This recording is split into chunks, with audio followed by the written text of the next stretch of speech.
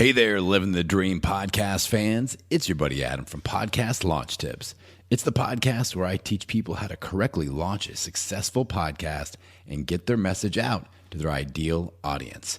You are listening to the Living the Dream with Curveball podcast, and it's time to bring out your host, my pod pal, Curtis Curveball Jackson. Welcome to the Living the Dream podcast with Curveball. If you believe, you can achieve.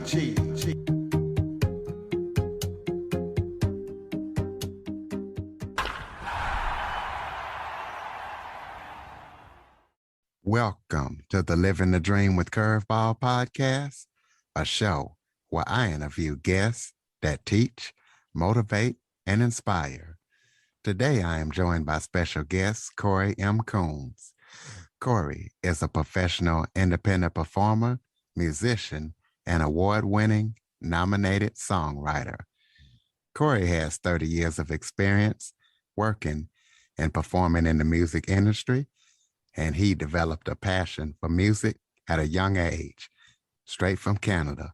Cory, thank you so much for joining me today. Hey, how you doing, Curtis? I appreciate it. Thank you very much for having me on the show today. Why don't you start off by telling everybody a little bit about yourself? Well, you kind of introduced me very well. I'm a musician and singer-songwriter of many years from Ontario, Canada, up here in the Great White North. Fortunately, we don't have any white snow just yet. It's just early November, so we're doing okay so far in my part of Eastern Ontario, but it will get colder pretty soon. But I've been playing and performing and writing music for many years, most of my life, actually. So I started, I guess, professionally, I would have started in the early 1990s. I think around 1992, I started traveling in Ontario and playing music and taking off on the road and, making a sort of semi part-time to full-time living with music, and played in a few cover bands over the years in Ontario, and then I got to travel to the southeastern United States, I guess you would say, in the late 90s. Got to travel down there and perform for the better part of 1998 too, and experience some time in the U.S. And then I kind of got into started really, diving into writing more so and recording my own music around, I guess, the late 90s when I released an album with a band that I started, which was a retro rock band. And then into the early 2000s, around 2004, I released my first independent solo recording called From the Ground Up. And from there till right up to now, I've just been working and, releasing my own music and performing around Eastern Ontario, getting to travel to the U.S. In the last 7 or 8 years as well, getting to go down to Los Angeles and record and work with famed producer, Mr. Ron Nevison down there, and then got to attend some award shows in Los Angeles. And also, most recently in Tennessee, a couple of years back, I got to go to the Joe's Music Awards, which celebrated some nominations I had, as you mentioned, for my music. So, yeah, just releasing and working in music for most of my life. So it's been my passion. So tell us about what fueled your passion, what actually got you started in music at a young age. Well, I think it started all when I picked up a bass guitar. I was in the 7th grade, and I picked up a bass guitar at my music teacher at that time in my elementary school. I actually still remember her name. It was Mrs. Howard. She brought in the bass guitar, and I had been interested in, learning bass and guitar as well. A neighbor family that I knew, a couple brothers that lived just up the road from me, because I live out here in the country sort of thing, south of Ottawa, Ontario. So, but a couple brothers that had, one played drums, one played guitar. And so there was kind of a void there, and I needed to fill it in with playing bass. So I picked it up with my music teacher, who brought in the bass one day. And she asked the class if somebody wanted to come up and play it. And no one put their hand up except for me. So I was like, I'm going to go up and play. So I went up, and she showed me the first three-note progression of Bob Seger's Old Time Rock and Roll. And that's kind of where it all started in 7th grade in my music class. So I got the bug from there. That old time rock and roll. Yeah. What type of music, what type of genre of music would you say that you do? Well, I've kind of come sort of full circle with a lot of influence over the years, and I think right now I'm pretty at home with a sort of a roots rock, classic meets roots rock sort of feel with like some Americana vibes and some melodic rock mixed in there with country elements a little bit, and even some spiritual stuff now with some spiritual inspirations over the last 7 or 8 years, I think too, have sort of made their way into my music. So it's kind of a mixed bag. It's kind of, lots of influences, but I would say roots rock, kind of where I'm sort of rooted in it. Well, you're also an award-winning musician. So tell us about some of the awards that you've been awarded with and how it felt to get those awards. Yeah, so I guess in 2014, after I'd worked with Ron Nevison, who's a famed legendary producer, who's worked with many, famous acts over the years, from Bad Company and Led Zeppelin to, Kiss and Heart and all kinds of people. So when I started working with him in early 2014, we finished up an EP that I did, and it was recorded between Los Angeles and San Francisco. And then later that year, I found that I got nominated for that, for an award from the LA Music Awards. So I got to go down there in September of 2014 to experience the nomination night. And that was held at the Whiskey A Go Go, right down in Hollywood. And then I was nominated and got to attend that. And then I got to go back in November that year for the actual award ceremony that they had. And I was fortunate enough to pick up a Producer's Choice Honor Award for album, I guess it was Studio Album of the Year, that I took home for that EP.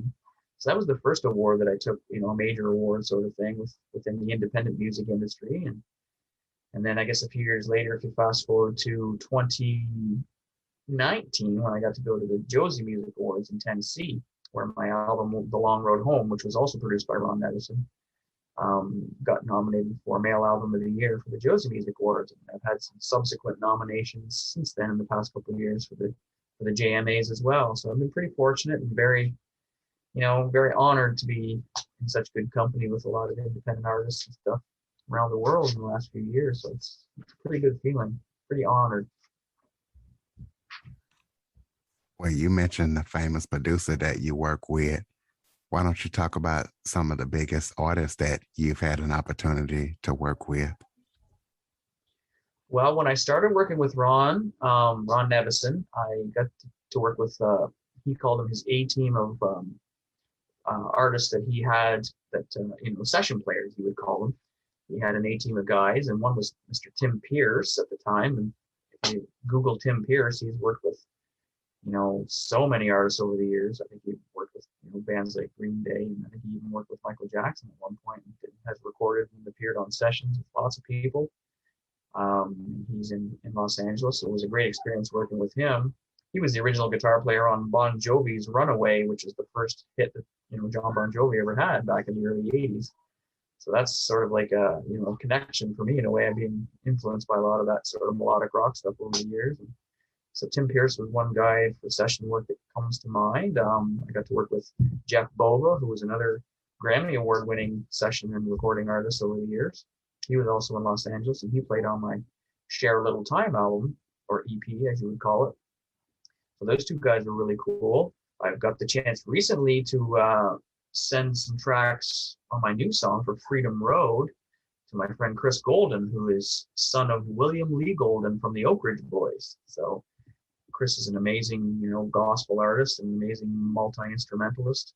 So he was gracious enough to send us some tracks, some drum tracks and some piano and some organ for my latest single, Freedom Road. So that's been a real treat to have him involved in this, and the spiritual element comes into play too. And Chris is just an amazing guy. So those are some guys that I've got the chance to work with, in the last 7 or 8 years. Pretty exciting. Well, tell us some of the artists that you hope to work with in the future. Well, I just kind of leave that open to fate, as you would have it. I'm open and willing to work with people, with co-writing or just getting out and performing with some people. And whenever we kind of get back out doing that sort of thing, I haven't been performing too much in the last guess I had about 3 shows here at the end of the summer in Ontario. They were private shows, private parties and such. But I'm pretty open. I mean, I would have loved to work with somebody like Tom Petty. Obviously, he was a major influence, over the last few years too. And, all kinds of people out there. I mean, it would just be great to work with different artists and stuff.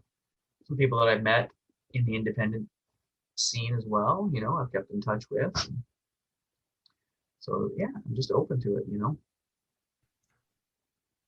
Tell us about your past, current, and anything that you've got coming up. Tell us about those projects and what listeners can expect when they purchase your music. Well, as I mentioned, in 2018, I had an album that came out called The Long Road Home. And that was sort of a full circle album for me. It kind of came back to a lot of my roots recording that. It's like an old school 8-song sort of album. If you think back to the early 80s and stuff, and bands would release 8 or 10 songs on an album, And I got the chance to release it on some vinyl as well, which was kind of neat.